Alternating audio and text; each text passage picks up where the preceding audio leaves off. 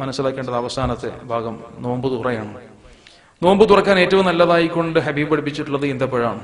ഈന്തപ്പഴം കൊണ്ടാണ് നാം നോമ്പ് തുറക്കേണ്ടത്. അത് കിട്ടിയില്ലെങ്കിൽ കാരക്ക, അത് കിട്ടിയില്ലെങ്കിലോ വെള്ളം. ഇതാണ് അതിന്റെ പ്രയോറിറ്റി ഓർഡർ. ഈന്തപ്പഴം, കാരക്ക, വെള്ളം. ഈന്തപ്പഴം കൊണ്ട് നോമ്പ് തുറക്കണം എന്ന് പറയുന്ന കാരണം എന്താ? നമ്മുടെയൊക്കെ നാട്ടിലൊരു അബദ്ധധാരണയുണ്ട്. പലതും സൗദി അറേബ്യയിലെ ചില സാഹചര്യങ്ങളുമായി ബന്ധപ്പെടുത്തിക്കൊണ്ട് പറയും. അത് സൗദിയിലെ ഏറ്റവും കൂടുതലുള്ള പഴയ ഈന്തപ്പഴം ആയതുകൊണ്ടാണ് അവിടെ ഈന്തപ്പഴം കൊണ്ട് നോമ്പ് തുറക്കാൻ പറഞ്ഞത്. ഇവിടെ നമുക്ക് ഇഷ്ടം പോലെ വേറെ പേരക്കയുണ്ട്, മാങ്ങയുണ്ട്, അതൊക്കെ കൊണ്ട് നോമ്പ് തുറന്നാലും കുഴപ്പമൊന്നുമില്ല എന്നൊക്കെയുള്ള അബദ്ധ. അവിടുത്തെ സാഹചര്യത്തെ വെച്ചുകൊണ്ടുള്ള പഠനം ഇപ്പോൾ നടക്കുന്നുണ്ടല്ലോ. സൗദിയിലെ ഭാഷ അറബി ആയതുകൊണ്ടാണ് അവിടെ അറബിയിൽ ഖുത്ബ ഉള്ളത്, ഇവിടെ മലയാളത്തിലാണ്, അതുകൊണ്ട് ഇവിടെ മലയാളം മതി എന്നൊക്കെ പറയുന്ന പോലുള്ള അബദ്ധധാരണയാണ്. എന്തു ചിന്തിച്ചാലും നമുക്ക് ഇതിലൊക്കെ ദൃഷ്ടാന്തം ഉണ്ടെന്ന് മനസ്സിലാക്കണം. ഹബീബ് എന്തൊക്കെ പഠിപ്പിച്ചിട്ടുണ്ടോ, എന്തൊക്കെ ചെയ്ത് കാണിച്ചിട്ടുണ്ടോ, അതിന്റെയൊക്കെ പിന്നിൽ വളരെ സുന്ദരമായ ഹൃദയ വിജൃംഭിത ശാസ്ത്രങ്ങൾ അടങ്ങിയിട്ടുണ്ട് എന്ന് നമുക്ക് കാണാൻ പറ്റും. അങ്ങനെ ഒന്ന് ചിന്തിക്കുമ്പോൾ എന്നെ പ്രിയപ്പെട്ടവർ മനസ്സിലാക്കണം, ഒരു മനുഷ്യന് ഒരു ദിവസത്തിൽ നിർബന്ധമായും കിട്ടേണ്ട പ്രധാനപ്പെട്ട ഭക്ഷണത്തിലെ അംശങ്ങൾ എന്ന് പറയുന്നത് ഈ കാണുന്നതാണ്.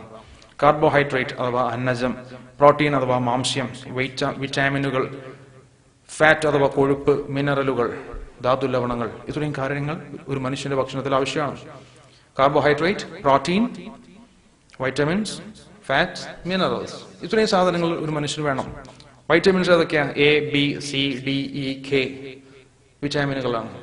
ധാതു ലവണങ്ങളുടെ എണ്ണം പറയുമ്പോൾ നമുക്കറിയാം: calcium, sodium, iron, magnesium, potassium, phosphorus, zinc, copper, manganese, folate, selenium എന്നിത്യാദിയുള്ള മിനറലുകൾ, ധാതു ലവണങ്ങളൊക്കെ ഒരു മനുഷ്യന് കിട്ടണം. പിന്നെ വെള്ളവും വേണം.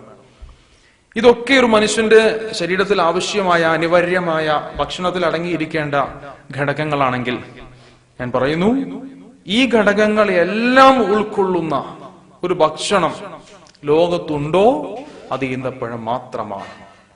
ഈ പറയപ്പെട്ട ഘടകങ്ങളെല്ലാം ഉള്ള ഭക്ഷണം ഉണ്ടാവുമോ? ഉണ്ടെങ്കിൽ അത് ഈന്തപ്പഴം മാത്രമാണ്. അങ്ങനെ ഒരു പഴം ഉണ്ടെങ്കിൽ ഈന്തപ്പഴം മാത്രമാണ്. പ്രോട്ടീൻ കിട്ടണമെങ്കിൽ ചെറുപയർ കഴിക്കാം.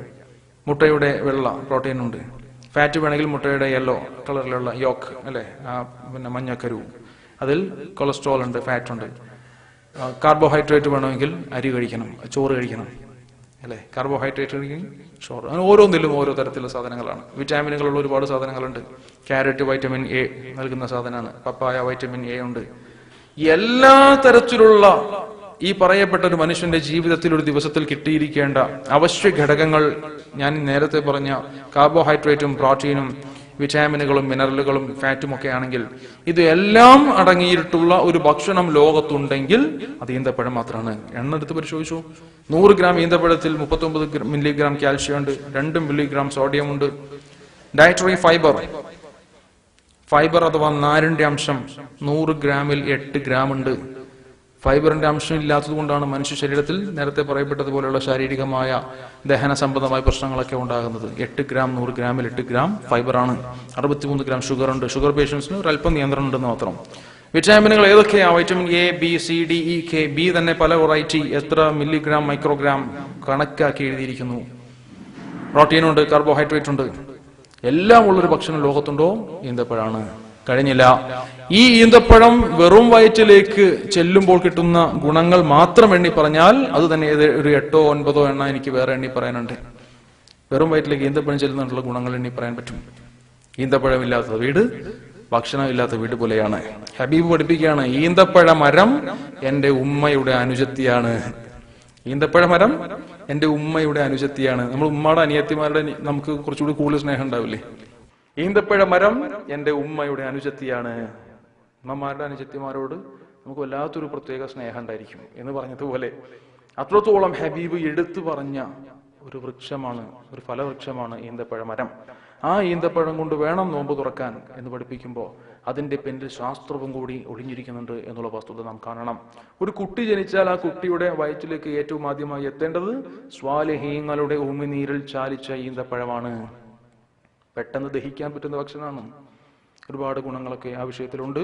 ആ മനുഷ്യന്റെ സൽസ്വഭാവങ്ങളെ കുട്ടിയിലേക്ക് ലയിച്ചു ചെയ്യുന്നുണ്ട്. ഇതും എനിക്ക് ശാസ്ത്രീയമായി തെളിയിക്കാൻ പറ്റും. അതിനുള്ള സംവിധാനങ്ങളും സ്ലൈഡ്സുകളും എന്റെ ലാപ്ടോപ്പിൽ റെഡിയാണ്. ഒരു സ്വാലിഹായ മനുഷ്യന്റെ ഉമിനീരിന് വല്ല പ്രത്യേകതയുണ്ടോ? തെളിയിക്കാൻ പറ്റും.